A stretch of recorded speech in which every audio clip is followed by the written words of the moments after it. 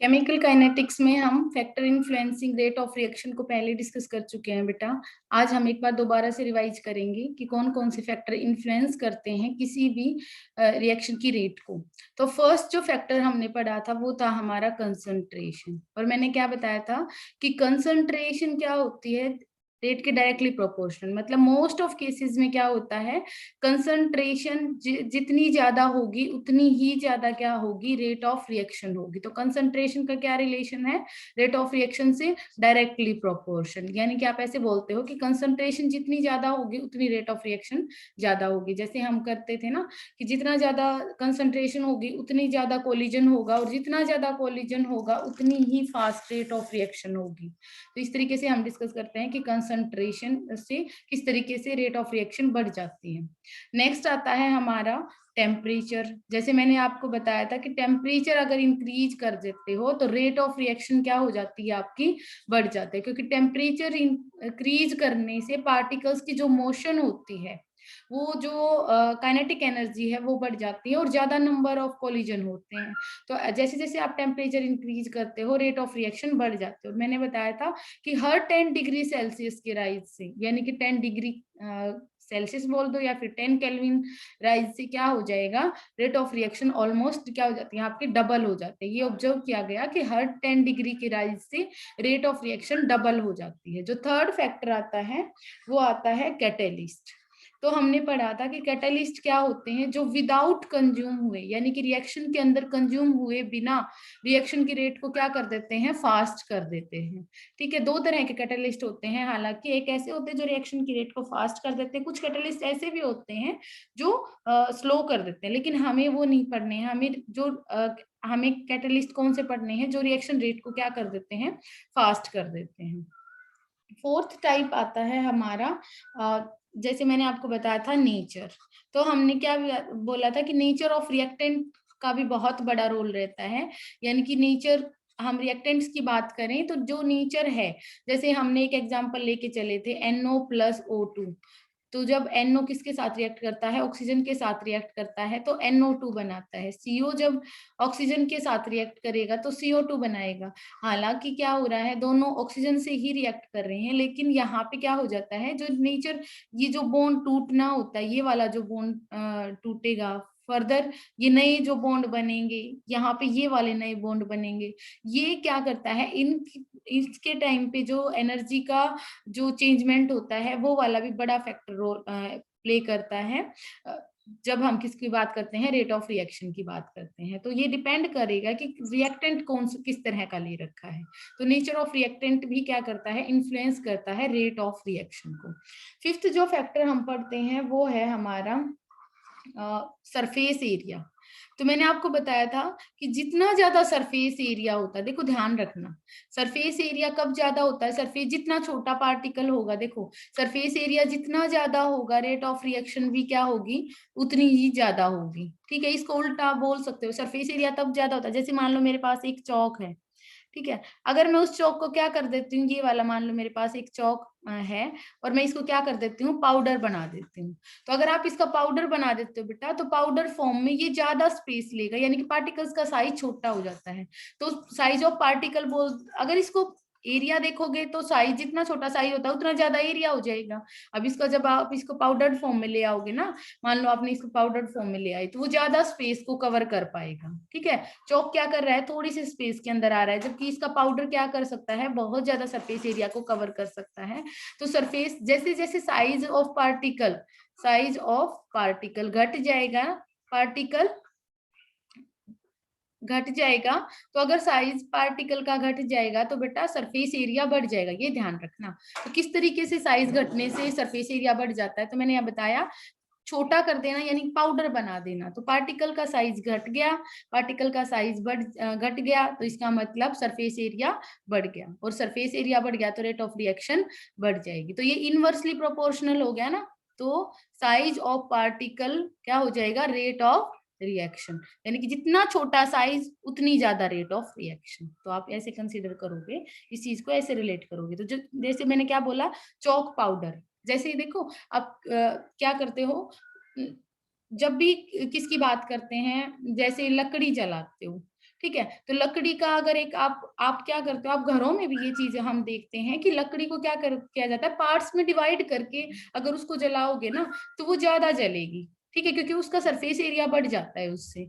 तो इसी तरीके से यहाँ पे भी है, सरफेस एरिया बढ़ने से रेट ऑफ रिएक्शन भी क्या हो जाती है आपकी, इंक्रीज हो जाती है। फर्दर 6th पॉइंट आता है बेटा, अगर हम किसकी बात करते हैं, रेडिएशंस की, यानी कि प्रेजेंस ऑफ लाइट। कुछ रिएक्शंस फोटोकेमिकल रिएक्शंस, यानी कि प्रेजेंस ऑफ लाइट। कुछ रिएक्शंस ऐसी होती हैं जिनको इनिशिएशन के लिए, जिनको होने के लिए क्या चाहिए, लाइट की, मतलब आप बोल सकते हो इनिशिएटर के तौर पे लाइट चाहिए उनको, ठीक है। तो प्रेजेंस ऑफ लाइट, तो ऐसी रिएक्शंस, तो क्या करोगे, जब आप उनको लाइट प्रोवाइड करोगे तो वो रिएक्शन क्या हो जाएंगी, फास्ट हो जाएंगी, जल्दी से हो जाएंगी, है ना। तो प्रेजेंस ऑफ लाइट का क्या इफेक्ट पड़ेगा, जितनी ज्यादा लाइट होगी उतनी ही ज्यादा क्या हो जाएगी, आपकी फास्ट रिएक्शन हो जाएगी। तो बहुत सारी रिएक्शंस ऐसी होती हैं जो क्या करती हैं, क्योंकि ये क्या करता है, हमने पढ़ा 11th में भी पढ़ा है कि लाइट क्या करता है, होमोलाइटिक क्लीवेज करवाता है। जैसे फ्री रेडिकल वाली रिएक्शंस मोस्टली किससे होती हैं, लाइट की प्रेजेंस में होती हैं। तो इस तरह की रिएक्शंस क्या हो जाती हैं, फास्ट हो जाएंगी। तो प्रेजेंस ऑफ लाइट को हम इस तरीके से कंसीडर करते हैं।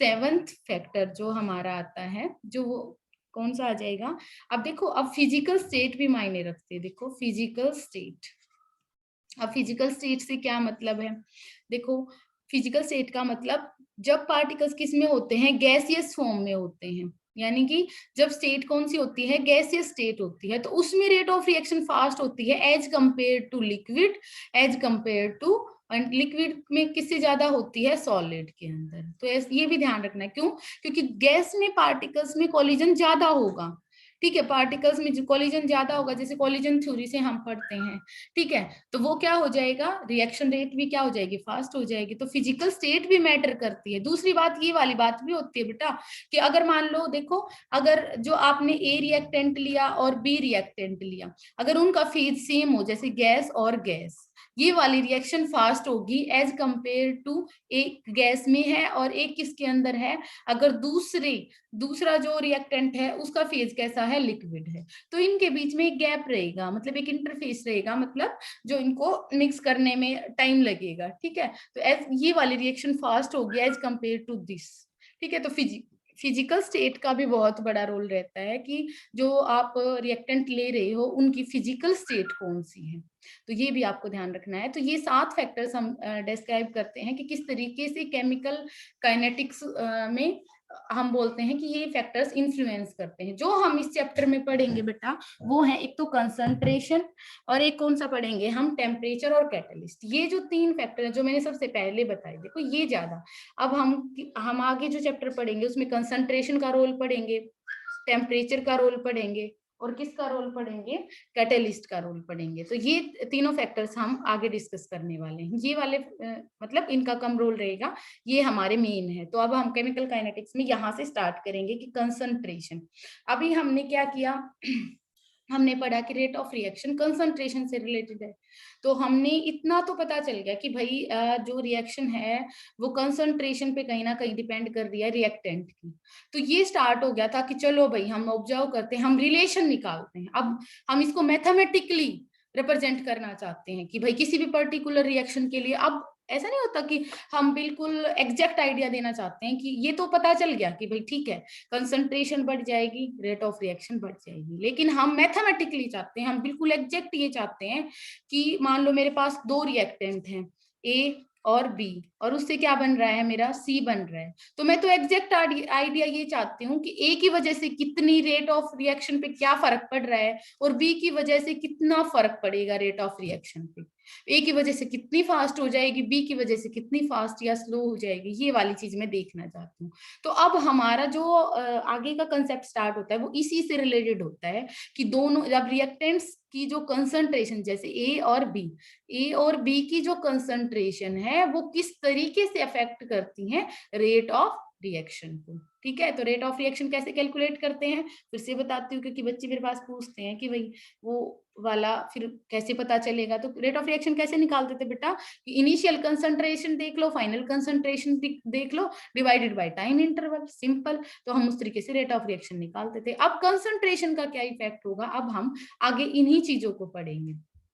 तो सबसे पहले स्टार्ट करते हैं। सबसे पहले आपको एक चीज पता होनी चाहिए बेटा, देखो अगर मान लो मैं यहाँ पे एक ग्राफ बना देती हूँ और यहाँ पे क्या कर देती हूँ मैं, कंसंट्रेशन को रिप्रेजेंट करवाती हूँ, और यहाँ पे क्या करती हूँ मैं, अगर रेट ऑफ रिएक्शन को रिप्रेजेंट करवाती हूँ, या फिर टाइम के साथ, सॉरी टाइम की बात करती हूँ पहले, तो टाइम के साथ। ठीक है, तो हमें पता है कि कंसंट्रेशन, अगर रिएक्टेंट की कंसंट्रेशन होगी तो रिएक्टेंट की कंसंट्रेशन तो क्या होगी बेटा, स्टार्टिंग में कुछ ना कुछ कंसंट्रेशन होगी और वो टाइम के साथ क्या होती जाएगी, डिक्रीज होती जाएगी। तो देखो ये वाला ग्राफ जो आएगा यहाँ से, क्योंकि जब टाइम जीरो था, टाइम क्या था, जीरो था, उस टाइम पे कुछ ना कुछ कंसंट्रेशन तो होगी ना रिएक्टेंट की, तभी तो रिएक्शन प्रोसीड करेगी, और वो धीरे धीरे क्या होनी स्टार्ट हो जाती है, डिक्रीज होना स्टार्ट हो जाती है। इस तरीके से हमारा ग्राफ जाएगा। जो डिक्रीजिंग वाला जाएगा इसका मतलब ये क्या रिप्रेजेंट कर रहा है, कंसंट्रेशन ऑफ रिएक्टेंट को रिप्रेजेंट कर रहा है। ठीक है, इसी तरीके से हमारा इंक्रीजिंग वाला एक ग्राफ बना देते हैं हम इस तरीके से। तो इंक्रीजिंग यानी कि आप सोचो जब रिएक्शन क्या थी, जब टाइम जीरो था तो कंसंट्रेशन जीरो, तो इसका मतलब ये किसके लिए प्लॉट हो रहा है, ये है कंसंट्रेशन ऑफ प्रोडक्ट की बात कर रहे हैं। तो टाइम के साथ साथ कंसंट्रेशन ऑफ प्रोडक्ट क्या हो रही है, बढ़ती जाएंगी, और एक पर्टिकुलर टाइम पे जो कंसंट्रेशन है वो जाके क्या हो जाती है, आपकी कांस्टेंट हो जाती है। तो इस तरीके से तो हम ये चीज पढ़ते हैं। अब सबसे पहले जो एक आइडिया आया था जिसको हम बोलते हैं कि आप डिपेंडेंस पढ़ रहे हैं, यानी कि कंसंट्रेशन का क्या रोल है, रिएक्टेंट की कंसंट्रेशन। तो रिएक्टेंट की जो कंसंट्रेशन है, रिएक्टेंट कंसंट्रेशन, तो रिएक्टेंट की जो कंसंट्रेशन है उसका जो रिलेशन है वो किसने पढ़ा, जो जिस लॉ के थ्रू हम पढ़ते थे वो था हमारा law of mass action, law of mass action, mass action. ठीक है, सबसे पहले था हमारा वेग, एक साइंटिस्ट थे, उन्होंने ये लॉ ऑफ मास एक्शन दिया। उन्होंने क्या बताया बेटा, उन्होंने उनसे जब मैथमेटिकली रिप्रेजेंटेशन दी, उन्होंने क्या बताया कि मान लो मेरे पास एक रिएक्शन है ए और बी, और उससे क्या बन रहा है, सी और सी बन रहा है। ठीक है, ये वाली मान लो मेरे पास रिएक्शन है। ठीक है, तो उन्होंने बताया कि इसका क्या रिलेशन है, उसने ये डेरिवेशन के थ्रू, मतलब कि मतलब मैथमेटिकली रिप्रेजेंट करने के बारे में पूछा गया, तो उन्होंने बोला कि जो रेट है ना वो क्या होगी, वो रेट इक्वल टू होगी के, यानी कि डायरेक्टली प्रोपोर्शनल लगा लो पहले, तो नेक्स्ट स्टेप में समझ लेना, डायरेक्टली प्रोपोर्शनल होगी concentration of A and concentration of B. और मैथमेटिकली कैसे होगा, उसने बोला कि जो ये कोफिशिएंट है, स्टोकियोमेट्रिक कोफिशिएंट, उन वो क्या होंगे, उसके पावर में चले जाएंगे।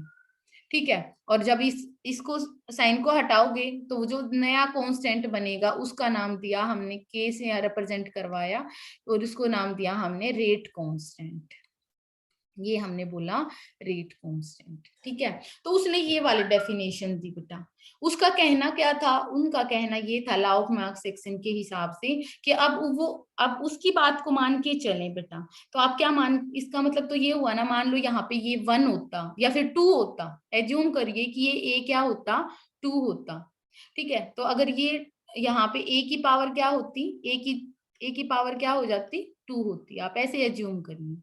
ठीक है, ए की वैल्यू 2 होगी, तो उसके कहने के अनुसार तो क्या हो गया कि अगर ए की वैल्यू को आप डबल कर दोगे, यहाँ पे अगर इसकी ये वाला कैपिटल ए, इस रिएक्टेंट की अमाउंट को डबल करोगे, इसका मतलब 2a करोगे, तो क्या हो जाएगा, रेट ऑफ रिएक्शन क्या हो जानी चाहिए थी हमारी, 4a का स्क्वायर, यानी कि जो पहले थी उससे 4 टाइम्स हो जानी चाहिए थी।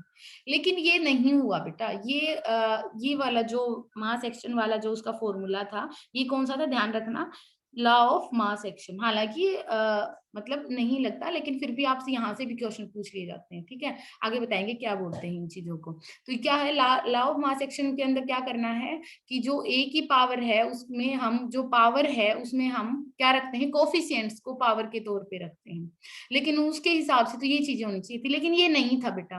किसी भी रिएक्शन के अंदर फिर बाद में क्या आ गया, ये फेल हो गया, तो ये बोला गया कि नया जो मास आया उसको बोल रहे हैं हम, बोला गया रेट लॉ।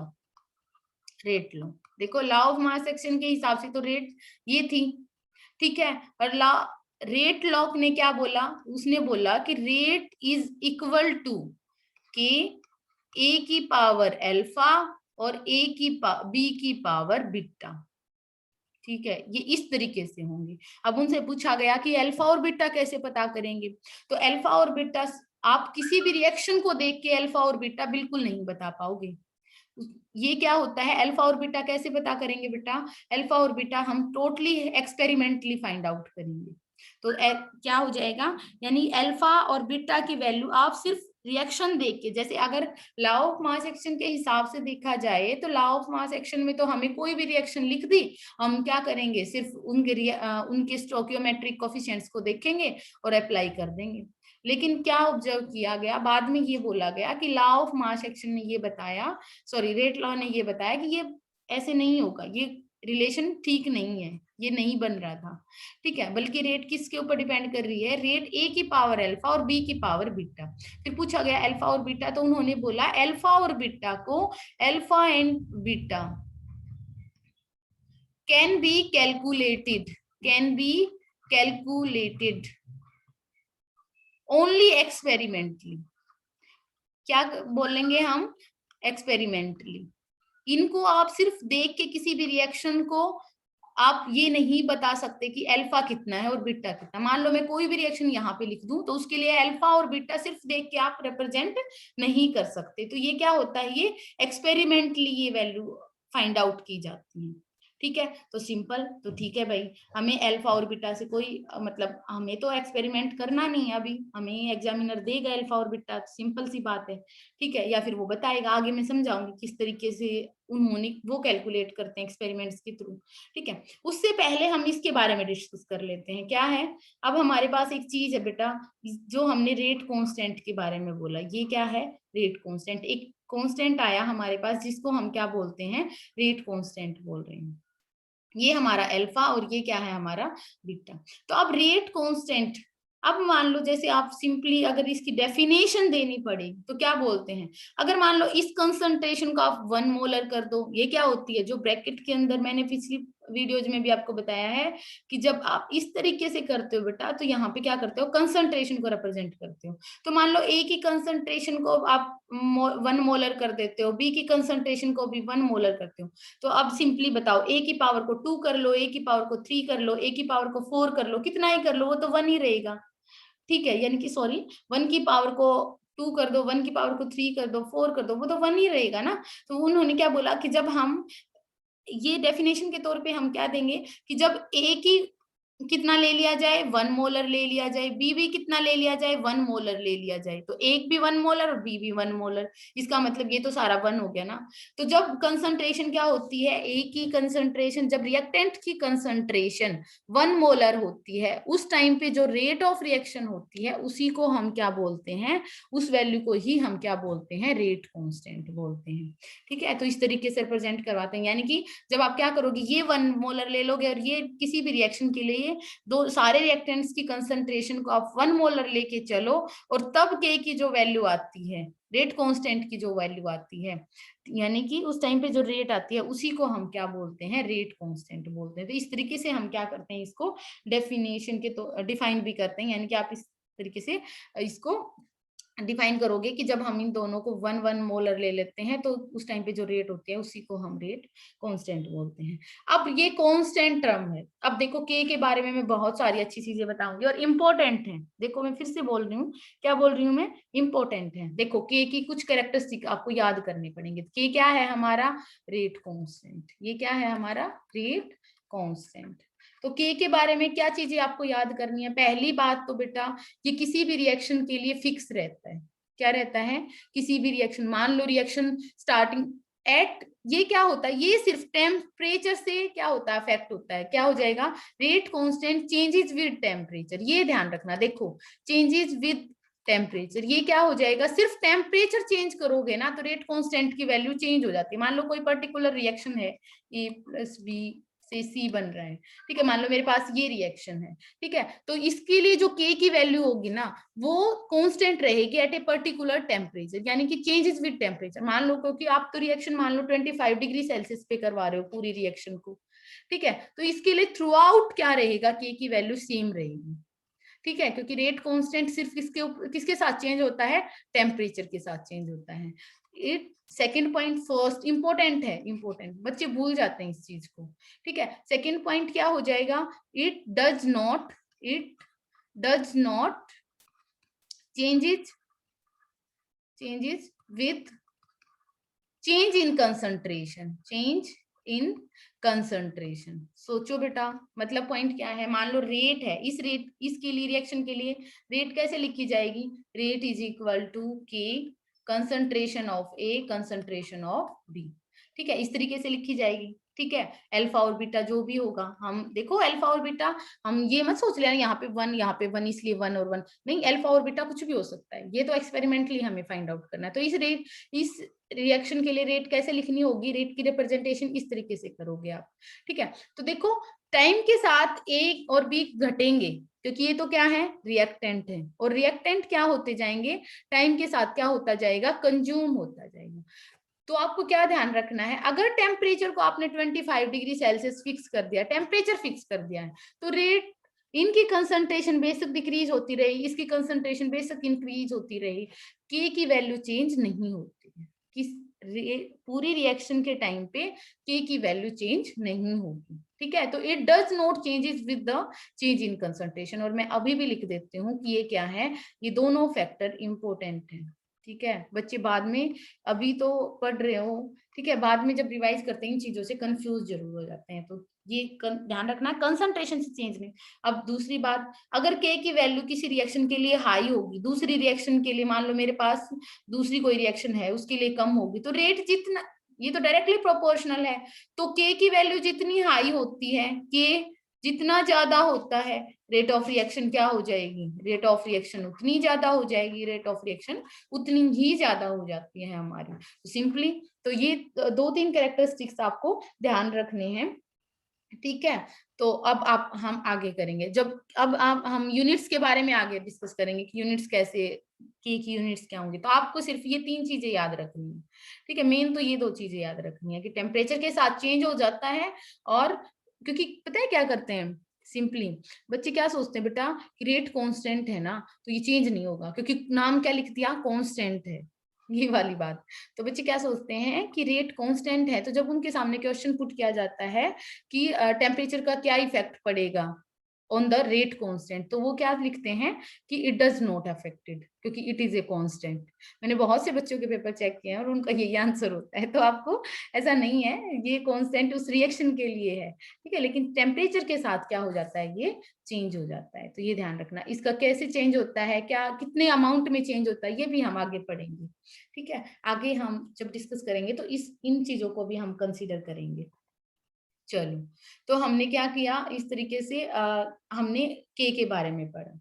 अब मान लो, अब हम पढ़ेंगे कि किस तरीके से अल्फा और बीटा हम डिसाइड करते हैं, यानी जैसे मैं अभी आपके सामने लिख रही थी, ए प्लस बी से क्या बन गया हमारा, सी बन गया, और क्या बन रहा है, इसके लिए अगर मुझे रेट लिखनी है तो मैं क्या लिखूंगी, इसके लिए रेट लिखूंगी के, चाहे मान लो ये 2 ये 3 है, ठीक है, एज्यूम कर लेते हैं हम, तो ये क्या हो जाएगा, ए और ए की पावर अल्फा और बी की पावर बीटा, इनसे कोई मतलब नहीं रखना है। अब रेट लॉ, एग्जैक्ट रेट इससे आती है। अब पॉइंट ये है कि अल्फा कैसे फाइंड आउट करते हैं हम एक्सपेरिमेंटली, बीटा कैसे फाइंड आउट करते हैं एक्सपेरिमेंटली, ये पोर्शन आपको बिल्कुल अच्छे से समझना है, यहाँ से क्वेश्चन बनेगा बेटा। अब देखो पॉइंट क्या किया जाता है, इस रिएक्शन के अंदर क्या कर देते हैं, मान लो हमारे पास ये रिएक्शन है, ठीक है, तो पता है क्या करके देखा जाता है बेटा, यहाँ पे क्या करते हैं हम, ए की कंसंट्रेशन को हम ये मान लेते हैं, बी को फिक्स कर लेते हैं, मैं क्या करती हूँ, जो हमारा कंटेनर है उसके अंदर ए पार्टिकल्स भी हैं और बी पार्टिकल्स भी हैं, और उनके बीच में क्या हो रही है, बहुत सारे ए पार्टिकल्स भी हैं, बी पार्टिकल्स भी हैं, ए पार्टिकल हैं और बी पार्टिकल्स हैं, वो आपस में क्या कर रहे हैं, कोलाइड कर रहे हैं, और उससे क्या बन रहा है, हमारा सी प्रोडक्ट बन रहा है। तो मैंने क्या कर दिया, मैंने ये देखने के लिए कि भाई हमारा किस तरीके से डिपेंड कर रहा है, ए के ऊपर किस तरीके से डिपेंड कर रहा है, मैंने क्या किया बेटा, ए की वैल्यू को डबल कर दिया। ए की कंसंट्रेशन जितनी थी ना इसके अंदर, मैंने ए की कंसंट्रेशन को डबल कर दिया। अगर ए की कंसंट्रेशन को मैंने डबल कर दिया तो मैंने क्या किया, मैं अपनी रेट को ऑब्जर्व करके देखती हूँ। अब मैंने रेट कैलकुलेट की। रेट कैलकुलेट कैसे करते, बच्चे ये पूछते हैं रेट कैलकुलेट, अरे करते तो हैं हम dx बाई dt से, वो वाला फॉर्मूला से करते तो हैं, स्टार्टिंग वाली रिएक्शन कंसंट्रेशन, बाद वाली कंसंट्रेशन, और डिवाइडेड बाय क्या करते हैं हम, इंटरवल, टाइम इंटरवल, ये वाला करते हैं। ठीक है, तो उस तरीके से तो मैंने क्या देखा, क्या इफेक्ट पड़ा कि पहले जो रेट थी ना, जब कंसंट्रेशन ये वाली थी, तो जो रेट थी, अगर मैंने कंसंट्रेशन ए की कंसंट्रेशन को डबल कर दिया, तो मैंने क्या ऑब्जर्व किया, रेट कितने टाइम्स होगी, रेट 4 टाइम्स होगी है, रेट क्या होगी है, 4 टाइम्स होगी है। मैंने क्या किया कि भाई नहीं, मैं ए की कंसंट्रेशन को अब है ना 3 टाइम्स कर देती हूँ। मैंने क्या देखा कि हमारी रेट कितने टाइम हो गई है, मेरी रेट 9 टाइम्स बढ़ गई है। ठीक है, तो अब सोचो बेटा कि अल्फा कितना लगाऊं, अल्फा की वैल्यू कितनी होनी चाहिए कि ये 4 आ जाए और यहाँ पे 9 आ जाए, तो इसका मतलब अल्फा पक्का कितना है, यहाँ पे 2 होगा, तभी तो, क्योंकि यहाँ पे 2 होगा तभी तो ये 4 टाइम हो जाए पाएगी, ये कितने टाइम हो जाएगी, 9 टाइम। इस तरीके से हम एक्सपेरिमेंटली क्या करते हैं, हाँ भाई ये तो रिलेशन अल्फा की वैल्यू 2 निकल रही है। ठीक है, इसी तरीके से क्या करके देख लिया, बीटा के लिए करके देख लिया। बीटा के लिए क्या करके देखा, मान लो बीटा के लिए मैं अब करती हूँ। अब मैंने क्या किया, मान लो मेरे पास ये कंटेनर है ए और B, A B, A B, इस तरीके से मैंने क्या किया बेटा, ए की बी की कंसंट्रेशन को है ना मैंने डबल कर दिया। बी की कंसंट्रेशन को मैंने क्या किया, बी जितनी थी ना, मैंने और कुछ नहीं छेड़ा है, मैंने सिर्फ इस रिएक्शन के अंदर क्या किया, बी की रिएक्शन को डबल कर दिया। तो मैंने क्या ऑब्जर्व किया, अगर मैंने बी की रिएक्शन को बी की कंसंट्रेशन को डबल कर दिया ना, बी को 2b कर दिया, यानी कि पहले जितनी 2 मोलर थी, 3 मोलर थी, या 2 मोलर थी जूम करो, उसको 4 मोलर कर दिया, मतलब जो भी कंसंट्रेशन थी उसको डबल कर दिया। तो मैंने क्या ऑब्जर्व किया कि जो मेरी रेट है ना, रेट ऑफ रिएक्शन, वो 2 टाइम्स होगी। जब मैंने इसकी कंसंट्रेशन को 3 टाइम्स किया तो मेरी रेट ऑफ रिएक्शन 3 टाइम्स होगी। जब मैंने इसको 4 टाइम्स किया, इस वाले बी को जब मैंने 2 टाइम्स किया तो रेट ऑफ रिएक्शन 2 टाइम्स हो गई थी। जब मैंने 3 टाइम्स किया तो 3 टाइम्स होगी।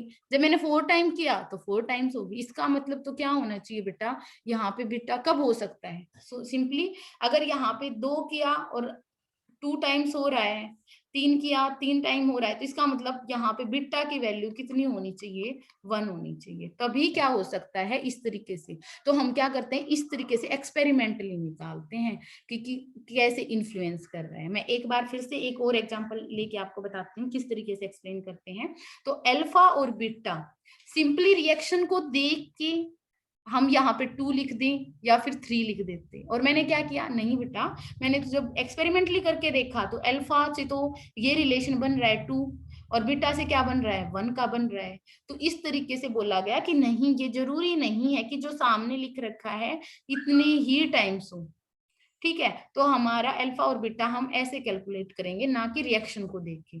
तो क्या बोलोगे कि अल्फा और बीटा को आप एक्सपेरिमेंटली देख के, सिंपली आप रिएक्शन को देख के, किसी भी रिएक्शन को देख के आप इन अल्फा और बीटा को डिसाइड नहीं करोगे, इन कोफिशिएंट्स को, यानी कि इस पावर को आप सिर्फ देख के क्या नहीं कर सकते, डिसाइड नहीं कर सकते। ठीक है, अब नेक्स्ट आता है बेटा, अगर हम क्या करते हैं, एक एग्जांपल के थ्रू और एक्सप्लेन करवाती हूँ किस तरीके से करते हैं। देखो, अब एक बात बोली गई सबसे पहले, जैसे हमने एक ये किया था ए बी, और क्या बन रहा था हमारा सी, ए और बी। ठीक है, एज्यूम करते हैं हम। तो हमने क्या बोला कि भाई कुछ भी रहता रहे, रेट हमारी क्या है, पहले एक टर्म सिखाते हैं, रेट क्या हो जाएगी, रेट क्या हो जाएगी के, और concentration of A, concentration of B. कुछ चिंता ही नहीं करनी, यहाँ पे अल्फा लिख दो, यहाँ पे बीटा लिख दो। क्या ऑब्जर्व किया, एक वर्ड आया बेटा जिसको बोलते हैं हम ऑर्डर ऑफ रिएक्शन। क्या बोलते हैं हम? Order of reaction. जैसे पिछली वाली रिएक्शन को पहले देखते हैं। पिछली वाली रिएक्शन में मेरा अल्फा मैंने कैलकुलेशन से, देखो एक्सपेरिमेंटली फाइंड आउट करके निकाला था कि अल्फा 2 आ रहा है और बीटा क्या आ रहा है? 1 आ रहा है। तो ऑर्डर ये पूछ लेते हैं कि बताओ इस रिएक्शन के लिए ऑर्डर ऑफ रिएक्शन कितना होगा, यानी कि इस पूरी रिएक्शन के लिए ऑर्डर ऑफ रिएक्शन कितना है। तो आप क्या लिखोगे? ऑर्डर पता है कितना है इसके लिए? अल्फा प्लस बीटा की जो वैल्यू होगी ना, उसी को ऑर्डर ऑफ रिएक्शन बोलते हैं। तो अल्फा कितना आया था? वहां पे 2 आया था, और बीटा कितना आया था? 1 आया था। तो इसका मतलब इस पर्टिकुलर रिएक्शन के लिए हमारा ऑर्डर ऑफ रिएक्शन कितना हो गया? 3 हो गया। तो alpha plus order of reaction, अब समझो सिंपल सी बात है, ऑर्डर ऑफ रिएक्शन कैसे फाइंड आउट करते हैं कि हमारी रिएक्शन किस ऑर्डर की है, यानी कि किस तरीके से। तो यहाँ पे ये अल्फा और बीटा जो भी आएगा ना किसी भी पर्टिकुलर रिएक्शन के लिए, उनको सिंपली देख लेना। मान लो मैं आपके सामने एक सिंपल सा क्वेश्चन पुट कर देती हूँ। मान लो मैं आपको ऐसे लिख के दे देती हूँ कि भाई रेट है इज इक्वल टू के एक्स की पावर 1/2 वाई की पावर 3, ठीक है। और मैं आपसे बोलती हूँ बताओ भाई ऑर्डर ऑफ रिएक्शन क्या है? ऑर्डर ऑफ रिएक्शन, ठीक है। तो आप क्या दूसरा रिएक्शन लिख देती हूँ। अब मान लो मैं ऐसे भी लिख देती हूँ कि 2x plus 3y gives you z, ठीक है। और मैं आपसे पूछती हूँ कि ऑर्डर ऑफ रिएक्शन कितना है? ऑर्डर ऑफ रिएक्शन कितना है? मेरे 2 क्वेश्चन है अभी, आप दिखाई दे रहे हैं आपको। देखो बेटा ये तो है ना इक्वेशन, जो ये किसी भी इक्वेशन से फाइंड आउट कर रखे हैं। तो इसका मतलब हमने क्या बताया था कि भाई जो फर्स्ट अल्फा और दूसरे के ऊपर जो लिखा वो बीटा, अल्फा और बीटा सिर्फ हाइपोथेटिकल है। हमने क्या किया है, ये अल्फा और बीटा कितनी वैल्यू की है? 1/2, ये 3/2। तो 1/2 प्लस 3 इन दोनों को ऐड कर दो, ठीक है। ये कितना आ जाएगा हमारा? यानी कि जब आप इसका एलसीएम लोगे 2, और कितना हो जाएगा हमारा, यानी ये 2, ये 1, और ये कितना हो जाएगा? 7/2, ये वाला। तो हमारा ऑर्डर ऑफ रिएक्शन कितना हो गया? 7/2। बिल्कुल, आप क्या करोगे, जस्ट ये देख लोगे जो इसके ऊपर लगा हुआ है और ऑर्डर ऑफ रिएक्शन बता दूंगी। अब मान लो वो आपसे पूछिए कि बताओ इस, ये मैंने लिख दी, ये मेरा सेकंड क्वेश्चन है, ये वाला मेरा सेकंड क्वेश्चन है, ये मेरा फर्स्ट क्वेश्चन था, ठीक है। तो फर्स्ट में तो निकाल दिया, तो क्या आप यहाँ पे निकालोगे? ये यहाँ पे क्या लिखना पड़ेगा कि we cannot calculate order of reaction just looking the reaction। मतलब सिर्फ रिएक्शन को देख के आप ऑर्डर ऑफ रिएक्शन कैसे बताओगे बेटा? तो यहाँ पे ऑर्डर ऑफ रिएक्शन बता ही नहीं सकते। मैंने बोला कि इनसे तो डिपेंड करता ही नहीं है। ये तो एक, अब हमें ये तो एक्सपेरिमेंटली निकालना है। तो ऑर्डर ऑफ रिएक्शन होता क्या है? पहली बात तो आपके दिमाग में इतना बात समझ आनी चाहिए कि बेटा जिस भी तरीके से वो डिपेंड कर रहा है उन दोनों का सम कर दो, ऑर्डर ऑफ रिएक्शन आता है। तो ऑर्डर ऑफ रिएक्शन जैसे इस रिएक्शन का ये वाला है। मान लो दूसरी रिएक्शन लिख दूं मैं आपके सामने, कोई और रिएक्शन लिख दूं, तो 2x प्लस 4y और z, ठीक है। तो अगर इस ऑर्डर ऑफ फिर इसके साथ में क्या लिख दूं, मान लो सॉरी, इसके साथ में मैं क्या दे देती हूँ, रेट क्या है कि x की पावर 1 और y की पावर 2। और अब पूछती हूँ ऑर्डर ऑफ रिएक्शन बताओ। अब मुझे ऑर्डर ऑफ रिएक्शन बताओ। तो पता है बेटा कंफ्यूज नहीं होना है। इनको देख के कभी नहीं बता सकते, लेकिन हाँ इनको देख के बता सकते हो। तो आप बोलोगे 1 + 2 = 3, क्योंकि ये तो रेट इक्वेशन, रेट लॉ दे रखा है आपको। तो रेट लॉ को तो देख के आप बता ही सकते हो, जो इनकी पावर है वही वाला क्या होता है? Order of reaction. तो 3। तो देखो कंफ्यूजन वाला क्वेश्चन था, मैंने दोनों चीजें दे दी, ये भी दे दिया और ये भी दे दिया। तो ऑर्डर ऑफ रिएक्शन कैसे फाइंड आउट करोगे? जस्ट इनको देख के। तो ऐसे आप क्या करते हो? ऑर्डर ऑफ रिएक्शन करते हो। किसी भी रिएक्शन को जस्ट सिंपली देख के आपको ऑर्डर ऑफ रिएक्शन नहीं बता पाओगे। हम क्या करते हैं? एक्सपेरिमेंटली कैलकुलेट करते हैं। इस चीज को हम कभी भी सिंपली देख के क्या नहीं कर सकते? डिसाइड नहीं कर सकते। नेक्स्ट आता है हमारे पास, मान लो मैं एज्यूम करके बताती हूँ बेटा। देखो हमारे पास क्या बन रहा है, जैसे x से z बन रहा है, ठीक है। एज्यूम कर रहे हैं कि कोई x रिएक्टेंट है और वो क्या बना रहा है? z प्रोडक्ट बना रहा है। क्या बना रहा है, जेड प्रोडक्ट बना रहा है। और अब मैं क्या बोलती हूँ बेटा, मैंने क्या किया, रेट, और यहाँ पे कितना है के, और कंसंट्रेशन ऑफ एक्स, और ये वाला अल्फा बनेगा सिंपली। तो मैं आपको ये पूछ लेती हूँ, मैं बोलती हूँ कि जब मैं कंसंट्रेशन एक्स की कंसंट्रेशन को जब 2 टाइम्स कर देती हूँ ना, व्हेन एक्स की कंसंट्रेशन को क्या कर देती हूँ मैं, 2 टाइम्स कर देती हूँ। तो जब एक्स की कंसंट्रेशन को 2 टाइम्स किया जाता है तो रेट ऑफ रिएक्शन 8 टाइम्स हो जाती है। इसका मतलब रेट ऑफ रिएक्शन क्या हो जाती है, 8 टाइम्स हो जाती है। यानी कि अगर मान लो ये क्या था, आर रेट को हम ऐसे रिप्रेजेंट करवा देना, मान लो आर इज इक्वल टू के एक्स की पावर अल्फा, ये वाली थी, ठीक है, पहले ये वाली रिएक्शन थी। और जब मैंने इसको क्या कर दिया, मैंने यहाँ पे बेटा 2 लगा दिया, यानी कि मैंने 2x कर दिया, 2x की पावर अल्फा कर दिया, और यहाँ पे के, तो मैंने क्या ऑब्जर्व किया, देखो नई जो कंडीशंस बनी है, मैंने ऑब्जर्व किया कि ये 8R हो गया।